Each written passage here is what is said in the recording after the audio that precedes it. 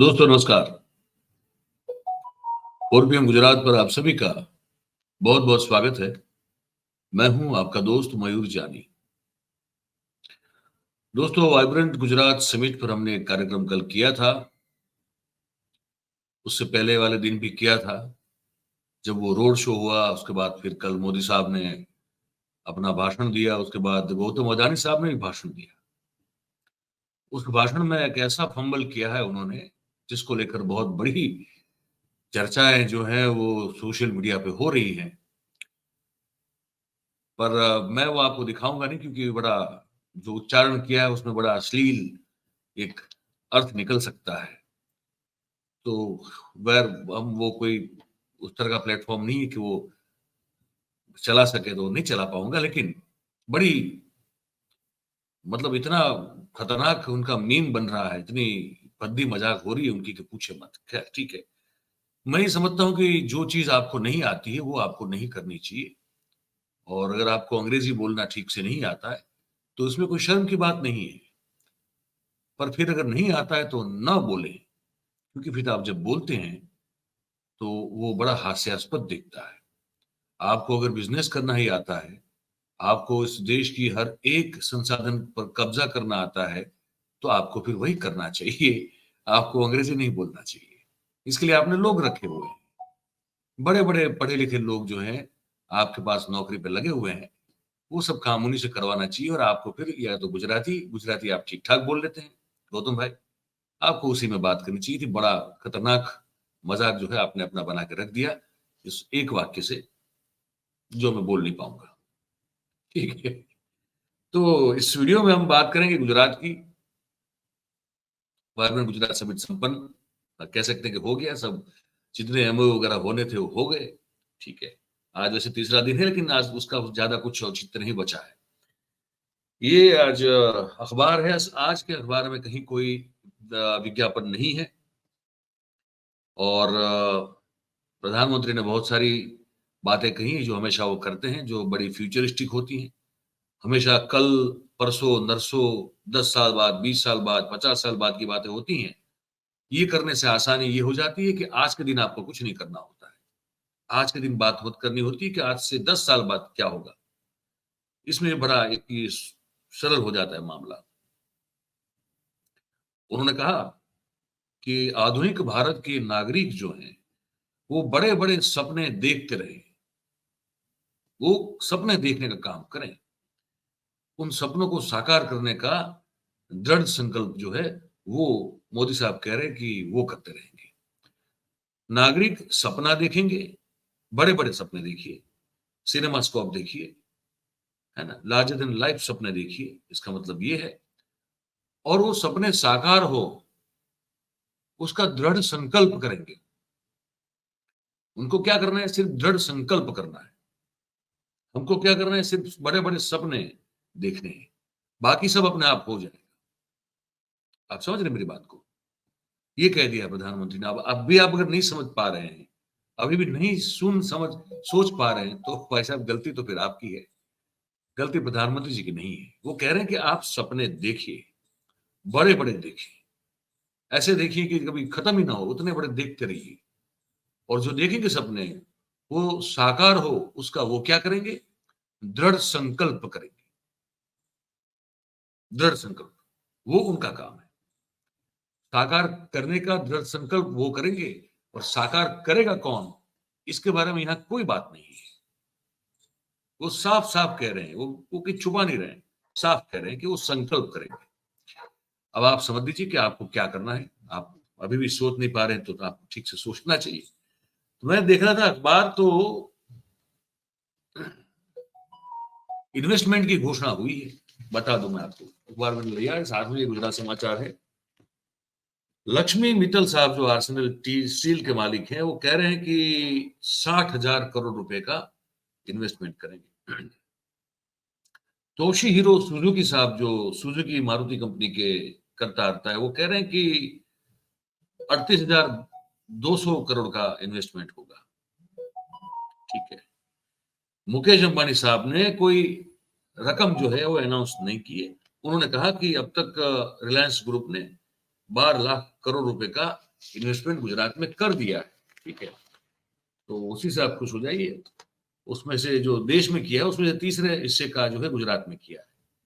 तो अब वो ग्रीन गीगा फैक्ट्री वगैरह कुछ बनाएंगे। तो बाकी फिर से फ्यूचरिस्टिक बात, 2036 में जो ओलंपिक का आयोजन होना है हिंदुस्तान में, बताया जा रहा है गुजरात में होगा, तो उसके लिए जो भी मदद चाहिए होगी उस आयोजन को पूरा करने में, वो सब करेंगे। 36 में जब होगा तब की बात, ठीक है।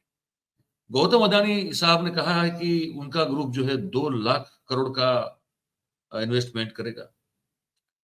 टाटा ग्रुप के एन चंद्रशेखरन है, उन्होंने कोई राशि या इन्वेस्टमेंट की रकम घोषित नहीं की, पर कहा कि धोलेरा जो है, जो कब का बन रहा है लेकिन बन नहीं पा रहा है, वहां पे वो सेमीकंडक्टर प्लांट, और सानंद जो है हमारा, वहां पे लिथियम बैटरी का प्लांट लगाएंगे। राशि कितनी लगाएंगे वो क्लियर नहीं है। एपीएम टर्मिनल जूथ है, जो ग्रुप है, उसने 320 करोड़ रुपए के इन्वेस्टमेंट की घोषणा की है। दुबई का तो बड़ा मशहूर डीपी वर्ल्ड है ग्रुप, उन्होंने 25,000 करोड़ रुपए की घोषणा की है कि वो दक्षिण गुजरात और कच्छ में नया बंदर, नया पोर्ट बनाएंगे। और ठीक है, जामनगर और कच्छ में एक नया SEZ स्पेशल इकोनॉमिक जोन बनाएंगे। फिर मेरिल लिमिटेड नाम की कंपनी है, उसने कहा कि हम 920 करोड़ रुपए लगाएंगे। और पेटीएम जो वो है ना, जिससे पैसे ट्रांसफर होते हैं, उसने कहा कि हम 100 करोड़ रुपए लगाएंगे। और गिफ्ट सिटी जो है, वहां पे पेमेंट प्रोसेसिंग गेटवे जो है वो बनाएंगे। ये बातें हैं, बहुत बड़ी हैं, इसमें कहीं भी कुछ ये सब गुणात्मक बातें हैं सब पूरी। इसमें कब कौन सा फेज होगा, कब इसको लागू किया जाएगा, वो कुछ नहीं है। पर कहा यह जा रहा है कि वाइब्रेंट समिट की ये भी जो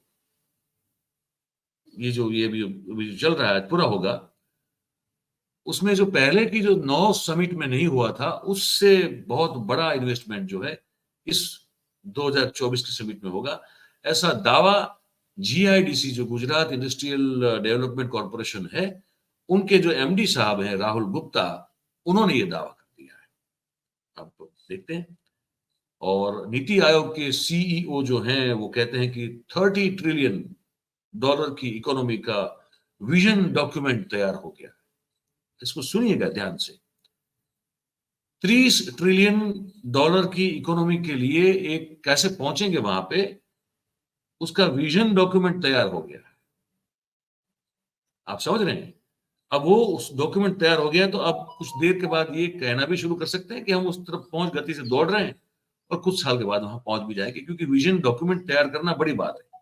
वो तैयार हो गया तो फिर जब चाहे दावा कर सकते हैं कि हम बन गए, हम पहुंच गए, ठीक है। तो उसका विमोचन किया गया। हमारे जो वित्त मंत्री हैं निर्मला सीतारामन जी, उनके हाथों गुजरात 2047 का अलग से विजन डॉक्यूमेंट बना, उसका विमोचन जो है उन्होंने किया।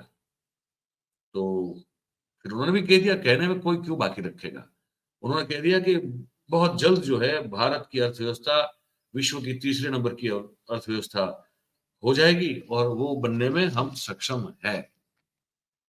अब मैं कुछ 2 दृश्य दिखाना चाहता हूं आपको, ठीक है।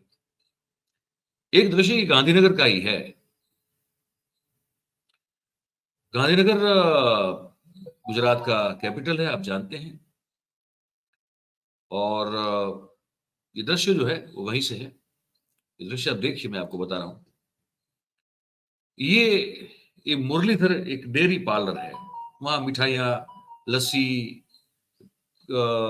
आमरस, जूस, आइसक्रीम, ये सब वगैरह मिलती है। वो जो आप देख रहे हैं, ये आप देख रहे हैं कूड़ादान है, एक कूड़ादान, ठीक है।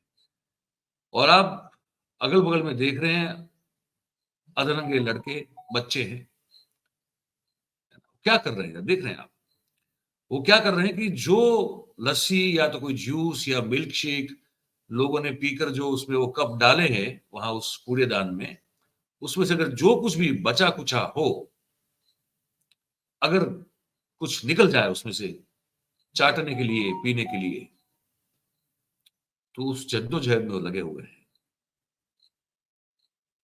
गांधीनगर का दृश्य है ये, मुरलीधर डेयरी पार्लर के बिल्कुल सामने। एक और दृश्य दिखाता हूं आपको। ये दृश्य जो है वो जिसका जिक्र मैं कर चुका था कल के हमारे शाम के लाइव में। ये सब महानुभाव 200 से ज्यादा दुनिया भर की बड़ी बड़ी कंपनियों के सीईओज और 3 राष्ट्राध्यक्ष और खुद हमारे प्रधानमंत्री गांधीनगर उपस्थित थे, बधारे हुए थे। तो अहमदाबाद में म्युनिसिपल कॉर्पोरेशन वालों ने उनको लगा कि हमको कुछ काम कर रहे हैं वो दिखाना चाहिए, हो सकता है ये बात प्रधानमंत्री तक पहुंच जाए तो हमको शाबाशी मिल जाएगी। तो रोड पे, फुटपाथ पे जो लोग जिनके पास अपना बसेरा नहीं है, छत नहीं है अपनी, वो लोग रोड पे, फुटपाथ पे सोते हैं और उनका परिवार भी होता है, छोटे बच्चे भी होते हैं, तो बच्चों को वो पालने में डाल के सुलाते हैं, खुद फुटपाथ पे सोते हैं। ठीक है, तो कॉर्पोरेशन को लगा, अफसर को एक, कि ये अगर कोई निकल गया, विदेश का कोई व्यक्ति अगर सैर सपाटे पे निकला होगा शायद, और उसने अगर ये फुटपाथ पे सोए हुए, ठंड में सोए हुए ये अधनंगे भूखे लोग जो हैं बच्चों के साथ देख लिए, तो हमारे जो महापुरुष है उनकी उनकी इमेज का क्या होगा। इमेज बड़ी बात है, उस इमेज का क्या होगा वो सोच लिया। बड़ा वफादार, सरकार का बड़ा वफादार आदमी रहा होगा, जो भी अफसर होगा जिसका चेहरा आप देख पाएंगे अभी। तो उसने सोचा कि इन सबको हटाते हैं, रोज भले सोए, लेकिन जब विदेश से लोग आए हो और यही गांधीनगर में बगल में 30 किलोमीटर दूर हो, और अगर कोई सैर सपाटे पे निकल गया और उसने रात को हमारे एसजी हाईवे पे, जो बड़ा एक शानदार रोड है, उस रोड पे फुटपाथ पे सोए हुए अगर ये भूखे अधनंगे लोग देख लिए, तो क्या सोचेगा वो हमारे प्रधानमंत्री के बारे में। तो कोई भी ऐसा मौका देना नहीं है। तो वो लेके निकल गए, वो अपने वाहन लेके और सबको जो है वहां से हटाना शुरू किया, और जो पालना वालना सब जो बच्चों के लिए था उसको जब्त करना शुरू किया। इस बात का विरोध जो है वहां के उस पकवान 4 रास्ता एसजी हाईवे पे, बड़ा एक प्रख्यात इलाका है अहमदाबाद का, तो वहां पे जो लोग थे, ये जो कॉर्पोरेशन के अफसर की वफादारी से अपना जो काम करने की बेचारा कोशिश कर रहा था, उसके खिलाफ खड़े हुए और कहा कि गरीब है, कहाँ जाएगा ये, पालना कम से कम तुम उनको हटा रहे तो ठीक है, लेकिन ये बच्चे को कहाँ सुलाएगा, इसका पालना है जो, वो तो तुम वापस करो। तो कल हमको लगा देख के वो दृश्य कि यार ठीक है, हम जो सोच रहे थे कि सबका खून जो है पानी बन चुका है, ऐसा नहीं है, अभी भी है, रगों में खून दौड़ रहा है। दृश्य दिखाता हूं आपको, देखिए इसको। बातचीत गुजराती में भी ना भावार्थ समझ जाएंगे। भाई गोड़ी આપી દો ભાઈ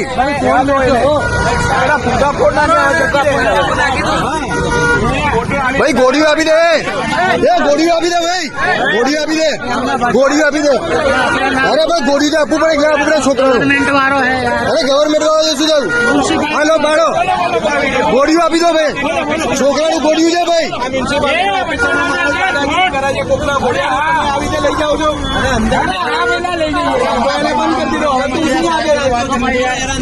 છોકરો હેરા છે गोड़ी આપી દો તમે ગરીબને હેરાન શું કરવા કરો છો તમે દાદાગીરી સરકાર ઉપર કરો गोड़ी આપી દે ભાઈ गोड़ी આપી દે गोड़ी આપી દે गोड़ी લઈને જતી રહે ઉભી રહે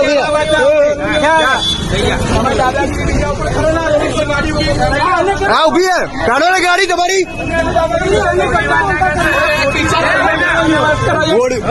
હા ગાડી હટાવડાવો નહીં જતી પણ મારું ખાતે કેમ ના ઉતારીએ ગરીબ વાળી ઘેર લઈ જા। अफसर बोलता हो सुनाई दे रहा है कि गरीब की इतनी चिंता है तो अपने घर लेके जाके रखो, हम तो ये उठा लेंगे। तो ये बताना था मैं आपको इस कार्यक्रम में। आप क्या सोच रहे हैं ये पूरी बातचीत को देख के, सुन के? हमको लिख के जरूर से बताइए कमेंट बॉक्स में। बात अगर आपको हमारी पसंद आ रही हो, सही और सच्ची लग रही हो, तो फिर इस वीडियो को लाइक कीजिए, इस वीडियो की लिंक हो सके उतना शेयर कीजिए और हमारा जो चैनल है 4 PM गुजरात उसको आप सब्सक्राइब करें और अपने आसपास के लोगों से करवाएं। ये एक छोटी सी अपील करते हैं, हमेशा आज भी कर रहे हैं। बहुत बहुत धन्यवाद आप सभी का इस कार्यक्रम में हमारे साथ जुड़ने के लिए। Thank you very much. नमस्कार।